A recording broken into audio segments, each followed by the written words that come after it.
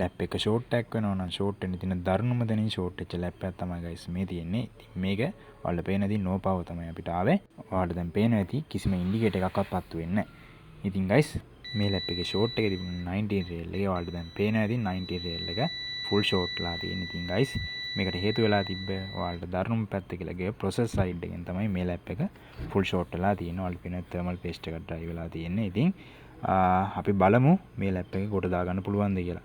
19 short එක වෙන්න හේතුව මේකේ 5 වෝල්ට් ෂෝට් එකක් තමයි guys තිබි. ඉතින් අපි ස්මික් කරලා හොයාගත්තා. ඉතින් 5 වෝල්ට් මේ ලයින් එක යනවා කෙලින්ම ප්‍රොසෙසර් පැත්තට. ප්‍රොසෙසර් PWM IC එකට. ඉතින් PWM IC පැත්තෙන් DR MOSFET හරහා ප්‍රොසෙසර් එකට පවර් දෙන්න පැත්ත තමයි ෂෝට්ලා තිබ්බේ. ඔයාලට දැන් පේනවා ඇති අපි මේ IC සෙට් එකම මේ ලැප් එකේ ගිහිල්ලා තිබ්බේ. ඉතින් අපි බ්‍රෑන්ඩ් නිව් ඕඩර් කරලා මේ IC ටික දාලා බැලුවා මොකද වෙන්නේ කියලා. ඉතින් guys ඔයාලට දැන් පේනවා ඇති මේ තැන් වල තමයි මේ IC ටික තිබ්බේ. අපි බලමු මේ රිපෙයාර් එක සාර්ථකව කරගන්න පුළුවන් වුණාද කියලා. මේක 50% අතර තමයි තියෙන්නේ. මොකද දාලම් බලන්න ඕනේ මේ ලැප් එක ගොඩ දාගන්න පුළුවන්ද කියලා. මොකද ප්‍රොසෙසර් පැත්තේ ගිහිල්ලා තියෙනවා. කියන්නේ ලැප් එකක් ගොඩක් වෙලාවට බේර ගන්න අමාරුයි. ඔය තියෙන්නේ 5 වෝල්ට් IC එක.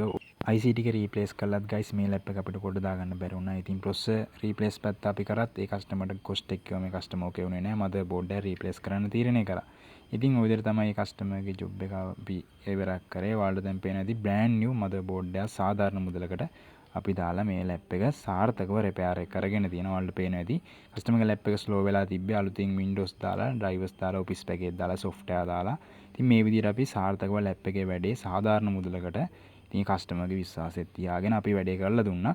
ඔයාලගේ ලැප්ටොප් රිපෙයාරින් තියෙනවා නම් MDC කම්පියුටර් දැන්ම අපිට කතා කරන්න වැඩි විස්තර වලට මේ නම්බරේට